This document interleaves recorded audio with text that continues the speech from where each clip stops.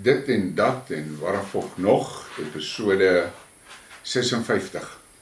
In hierdie episode gaan ek bietjie praat oor een van my gunsteling onderwerpe, die Global Revolution. Ek het 'n paar dinge oor hierdie groen gemors en dan is hier stukkies wat ons kan van kennis neem van NATO. En ja, ek het 'n warafak wat nie regtig 'n warafak is nie. Dit is iets wat naby aan ons Afrikaner harte lê. We begin met hierdie ding. Kyk na hierdie berg daar in Amerika. En dit lyk soos 'n versteende boom. En ek het al heelwat foto's gesien van die soort van goed. En as jy na dit kyk, dan is dit duidelik, dit is 'n boomstam, dit lyk soos 'n boomstam so. Maar dis 'n moerse ding. My eerste vraag is, hoe hoog was daai boom? Tweedens, wie die fok het hom afgesaag? En met wat? Waarmee is hy afgesaag? Want daai boom is afgesaag, as dit 'n boom is. So, skryf my hier in die kommentaar vir my, wat dink jy van daai storie? En dan kom ons by die Global Revolution. Hierdie is interessant goed en belangrike goed vir ons om van kennis te neem, want die waarheid is dat die wêreld waarin ons groot geword het en waarin ons leef, is besig om dramaties vinnig te verander. Moscow and Beijing are developing a system of settlements to allow cross-border transactions without using SWIFT. This could transform the ruble and yuan into world reserve currencies. Russia is now the fourth largest user of the yuan, after Hong Kong, UK and Singapore. Yuan's share of Russian FX up from 1% to 45%. Russian brokerages reported that their clients were keeping an increasingly large part of their assets in yuan. China signed a 27-year landmark $60 billion agreement for purchases of LNG from Qatar. Payments for supplies of petroleum products are being proactively shifted to national currencies. Russian bank VTB launches money transfers to China in yuan, bypassing SWIFT. Gazprom moved payments for gas exports to China away from USD. Ruble-yuan trade up 1,067% in second quarter of 2022. Russia added grain and sunflower oil to the list of exports that must be paid for in rubles. Hierdie is belangrike goed. Hierdie mense is besig, tussen Rusland en China is hulle besig om die wêreldoorheersing van die dollar te verbreek en te vernietig. Daai dae is verby en ek het gister na 'n klomp ander goed gekyk en so ek's besig met Briekmerke wat ek praat maak oor dit. Feit van die saak bly, die Weste, Amerika, Europa en Engeland, beter gaan sit in 'n hoekie, 'n donker kamertjie en besin. Hulle dae van oorheersing is verby. Verby, dit gaan nooit weer terugkom nie. En hulle moet gaan sit en 'n plan werk oor hoe gaan hulle die res van die wêreld oortuig dat hulle goeie bure kan wees. Dan kom hierdie ding uit. India projected to become the top 3 global economy. India is projected to become the world's third largest economy by the end of the decade, behind the US and China. CNBC reported this week, citing forecasts by two major institutions. The outlook from S&P Global is based on a forecast that nominal gross domestic product growth will average 6.3% through to 2030, while Morgan Stanley expects India's GDP to more than double from current levels by 2031. India has the conditions in place for an economic boom fueled by offshoring, investment in manufacturing, the energy transition, and the country's advanced digital infrastructure. These drivers will make India the world's third largest economy and stock market before the end of the decade. En dit is die realiteit wat die Weste van kennis moet neem. Ek meen, India, 1.4 biljoen mense. China, 1.5, maybe 1.6 biljoen mense. So tussen hulle twee is dit 3 biljoen. Dis al die helfte van die wêreld se bevolking. Die weste, die sogenaamde weste, is minder as 20% van die wêreld se bevolking. En dan kom ons nou by hierdie groen shit. Eskom CEO presses for urgency in switch to electric cars. Ek lees hierdie en dan kook my bloed. Na Ramaphosa by Biden gekuier het en teruggekom het met sy groen kakstories, ewe skielik het Andre die Ruyter ook groen gegaan. Dit is fucking gevaarlik vir ons almal. Hierdie groen ding is dodelik vir die ekonomie. Dodelik. Dis bewys in Europa. Hulle het biljoene euros gespandeer oor die laaste 10 jaar aan hulle groen kak en dit het nie gewerk nie. Hulle is terug op steenkoolkragstasies. Swede het alle wetgewing om die net zero shit te doen en die groen ding te doen, alles gekanselleer. Alles. Hulle het 'n ministerie gehad wat in charge was van dit. Daai Switse regering het daai ministerie ontbind en hulle is terug op fossil fuels. En dit is die groot probleem. Ek het 'n probleem met die Ruyter se groen praatjies hoor. Pay attention, kids. It is not science, it's politics. I've been listening to this crap for 50 years. 1960s, oil gone in 10 years. 1970s, another ice age in 10 years. 1980s, acid rain will destroy all crops in 10 years. 1990s, the ozone layer will be destroyed in 10 years. 2000s, the ice caps will be gone in 10 years. None happened, but all resulted in more taxes. En dis die fucking waarheid. Ons betaal nou nog op ons airconditioners en sy goede tax vir die fucking ozone probleme van daai tyd. En daar was, ek het nou 'n gesprek geluister van 'n vulkanoloog waarin hy gesê het, daar was so 'n paar jaar gewees waar die vulkaanaksies baie gedemp was reg oor die aarde. En ozon, die enigste bron vir ozon, is vulkane. Dan kom ons by hierdie. As the conspiracy realists have been saying all along, once governments are able to control cars, they will demand the power to do so. Even if they weren't part of the global net zero accounting trick, where cars magically become green, even though they are powered by coal obviously seker via die power stations, instead of by petrol or diesel. En dan is hier nou 'n dingetjie, dis is in die mail online gewees het.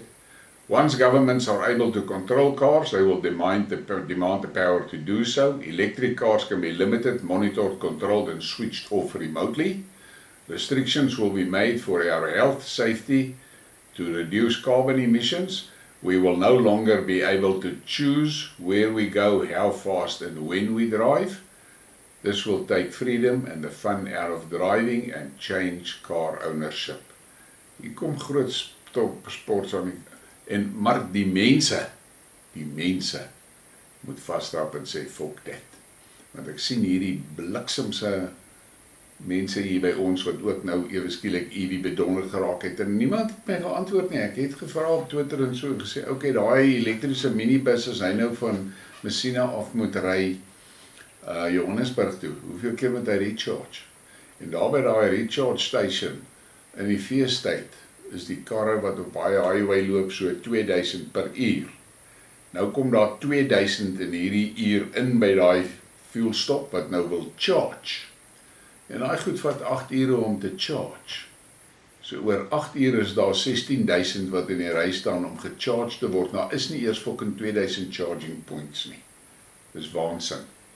California is the first state to make electric cars mandatory. Now it's telling owners not to charge them. Other ways, state residents can conserve energy this scorching holiday weekend, turn off unnecessary lights and set the thermostat to 78 degrees or higher. Hulle is heeltemal van hulle fucking sinne beroof. En hier is iets om van kennis te neem. Scientists who didn't predict a single thing accurately for the last 2 years, confident they know what the weather is going to be like in 100 years. This is a bloody joke. Switzerland plans to ban electric cars from the roads and order games consoles turned off during power shortages in a bid to reduce energy consumption. En daar begin het. Jy het nou 'n elektriese kar, nou sê hulle jy mag nie charge nie. Nou hierdie is ook net maar iets om van kennis te neem. The world can live without politicians, but the world cannot live without farmers. En dit is moerwaar. En dan kom ons by hierdie interessante ding wat ek raak geloop het. Australian University develops the world's first bionic eye. It will fully restore vision in blind people. This is meant to be one of the greatest scientific achievements in the human history. Congratulations. Nou, ek sê ook, yes, dit is wonderlik, merkwaardig. Maar nou, na hierdie pestilentiekap, nou sit ek hier en ek dink by myself, okay, hierdie WEF bliksems wil ons almal chip en ek weet nie wat alles nie. Nou, wat se garanties het ons die kon te sit nie een of ander chip in daai oog? Hy kan jou nou laat sien, maar jy sê, daarmee sit hulle jou sommer dieselfde tyd in hulle kontrol ook. Ek vra maar. En dan kom ons by Hongarije. A scandal is developing in Hungary concerning possible illegal foreign financing of the opposition party. Documents declassified by the Hungarian parliament suggest the US government may have been involved. En ek sal glad nie verbaas wees nie. Kyk die Weste en daai van der Kruijse en haar kabal in Brussels. Hulle haat hy Viktor Orbán. En dit is vir hulle 'n pyn gewees dat met al hulle inmenging het hy nog steeds met 'n landslide gewen. En hy hou Hongarije in stand vir die Hongare. En die CIA meng altyd orals in. So ek sal glad nie verbaas wees as hulle hier uitgewys gaan word as inmengers nie. Dan nog van Hongarije. Hungary got an exemption from the oil price cap. It's about time Brussels understood that such steps hurt Europe's economy the most. Hungary managed to protect the security of its energy supply once again. En Hongarije het ook glad nie saamgespeel met die gasstories nie. Hulle kry hulle gas nog steeds van Rusland af and that's it. En dan kom ons nou by hierdie immigration dan. The Irish are on the march in Dublin now objecting to illegal immigration. This will only get worse. En ek het met 'n ou gesels wat in Ierland bly en hy sê 'n groot probleem wat hulle nou daar begin oor brom is dat hierdie immigrante kry behuising, allerlei tipe van behuising by die regering, terwyl daar Ire is wat in hoë nood is en hulle kry geen bystand. En dan hierdie kom nou uit Denemarke uit. Kyk na hierdie foto's, kyk hoe is hierdie vrou gemoer. Daar's nie 'n ander woord daarvoor nie. Denmark Muslims who whipped women in face with iron chains laughs in court. En hulle 2 maande gevangenisstraf gekry. Dit is soos die Europese regerings hulle eie mense uitverkoop. Ek het vanoggend met 'n ou gepraat en toe vra hy weer vir my, maar wat dink jy wat moet gebeur? Toe sê ek vir hom, die enigste manier wat die Weste hulle self gaan kry om te oorleef is politici, al die WEF agente en 'n groot deel van die media. Daai mense moet gestryk word met galgtoue, 4 pelotons of guillotines. Dit is die enigste manier wat hulle daai wat die mensdom gaan uitkom en oorleef. En dan is ek steeds vas oortuig daarvan, goed soos die EU moet uitmekaar uitbreek, NATO moet ontbind word, hy het nie bestaansreg nie, Kanada moet opbreek en provinsies moet onafhanklike state word en dieselfde met Amerika. Die probleem vir my in Amerika is dat die skeiding tussen demokraat en republikein, konservatief en liberaal, is nou so groot, is onoorbrugbaar. En daar is state wat basically oorweldigend konservatief is, maar op die einde van die dag, as hulle nou eers al hulle verteenwoordigers bymekaar kom daar in Washington, dan word die liberale planne maar nog steeds deurgevoer en daai state se mense kry nie dit wat hulle voorgestem het nie. Daai state moet onafhanklik word. That's a story. En dan kom ons by Medvedev, ek hou van hierdie ou. En hy is 'n ou wat nie, jy weet, hy draai nie doekies om nie. Fountains of diarrheal demagogy, coupled with vicious croaking rhetoric, have become a long-proven weapon of the Anglo-Saxon world, with which they flood the rest of the humanity in an attempt to defend their exclusivity and their right to rule the world.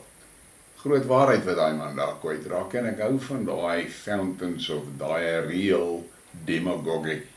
Maar hierdie ou, hy noem die Weste sommer cockroaches en gender confused dreamers en allerlei goed. Hy is eraf. Nou kom ons by NATO. NATO doubles down on expanding eastwards. Because of NATO's insistence on expanding eastwards, we have the current conflict in Ukraine. And Ukraine is quickly becoming a failed state and the humanitarian crisis. Nonetheless, NATO is undeterred. This alliance continues to be the biggest threat to pan-European security. It's also indifferent to the damage it does to the international system. En dit is die waarheid. Daai ding moet fucking ontbind. Hy het nie 'n bestaansreg nie. Hy moet ontbind. Dan kry jy hierdie. German industry can only move eastwards if it creates its own political party as an anti-NATO party. The EU constitution would require Germany to withdraw from the EU, which puts NATO interest first at the federal level. US Professor Hudson, the ultimate problem is that the only way Germany can restore trade with Russia is to withdraw from NATO, realizing that it is the major victim of NATO's war. En dit is 'n ding wat ek dink is onafwendbaar.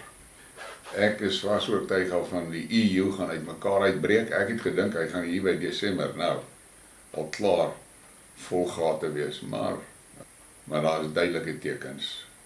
Die Europeërs wil uit. En dan kry ons die van Lavrov. We keep recalling the aggression against Yugoslavia because its outcome echoes to this day. It was then when NATO, driven by a desire to demonstrate its license, opened the Pandora box and trampled the principles of European security declared by the OSCE. Maar soos gewoonlik, die Weste luister nie as die Russe praat nie. Nou hierdie is 'n ding wat my hoog die bliksem inmaak, baie moedig. This kind gentleman in Homs, Syria, is a Christian. His area was taken over by the US-backed moderate rebels, who drove all the Christians out. Many returned after the terrorists were defeated, but now face poverty because of US sanctions. Even so, he insisted on me sharing his breakfast. Ek het baie tyd in die Midde-Ooste gespandeer, mense, en ek moet vir julle sê, daai mense se gasvryheid en so was een van die dinge wat my dadelik opgeval het. Onthou, ek is 'n Afrikaner, en hier gat ek en ek beland daar tussen die Arabiere, en ons het allerlei kak van hulle gehoor, en sovoorts. Moorse nice mense, en ek hou van dit, ek het dit vreeslik geniet. Van 2004 tot 2009 het ek baie tyd daar spandeer, ek is deur 2 Ramadans. So, ja, dit is 'n bolsap, en hierdie wat in Syrië aan die gang is, maar dit lyk vir my, ek het al in my ander Briekmerke daaroor gepraat, en Skidmarks, tussen China, Turkye en Rusland, gaan hulle die Amerikaners uit die Midde-Ooste uitgebliksem kry, watch mooi. En dan nou hierdie van Ian Cameron. More women are starting to take up arms and we love it. En dit is waar, en ek stem 100% daarmee saam. Daai pistool wat sy daar in haar broek se bel dra, is baie nader as 'n fucking call na polisiestasie toe waar hulle eers die bliksem se foon gaan aan. En dan kyk jy na hierdie, South African hypocrisy. On the left is a crime against humanity, and on the right is freedom according to the smart people. Kyk maar na daai prentjies, en dink vir jouself. En ek sien nou sommer vir die eerste keer, het lyk of daai een tsotsie daar rondhardloop met Oekraïne colors. Ek is so anti-Oekraïne, die fok weet, ek sien my geel en blou oralste raak.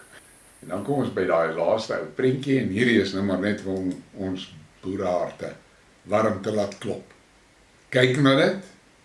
Heroes of the Anglo-Boer War. Generaal Delary. En dit is die waarheid. En ons moet nie vergeet wat daai mense opgeoffer het nie. Moenie vergeet nie. Hulle het met bloed betaal. Rooi Afrikaner. Ons moet ons kinders herinner daaraan. En ons kleinkinders herinner daaraan. Dis wat dit is. Maar nou ja, dit reën so, begin reën hier by my in die Laagveld, maar net so drip en dan kom hy en dan gaan hy weg, gaan hy weg. Ek hoop ons kry bietjie 'n lang reën. Ek mis 'n lang reën. Ons het lanklaas 'n lang reën gehad. En ja, op daai noot, gee my asseblief 'n like en 'n subscribe en deel die ding. Ek wil vir almal sê dankie vir julle ondersteuning. Ek sien die kanaal begin daarom nou groei en hy begin nou spoed optel. En dit is vir my belangrik. Dit is heel baie tyd wat ek in hierdie insit oor hierdie goed vat baie tyd. Maar ek wou al briek aangedraai het en so voorts. Maar as ek so deur die nuusblaaie kyk en so, ek bring vir julle die nuus en die brokkies wat jy nie maklik gaan raak sien nie. Die goed wat die media by ons nie gaan dra nie. Niks van dit. Jy gaan dit nie sien nie en ek spits myself daarop toe en fokus daarop om die goed uit te haal vir julle wat ek weet ons media nie gaan wys nie. Goed wat jy nie gaan sien nie, maar goed wat ons lewens kan verander en wat ons lewens gaan verander en beïnvloed. Nou ja, loadshedding is nou blykbaar hier op my weer oor 10 minute, so. Ek sê vir julle dankie, lekker aand.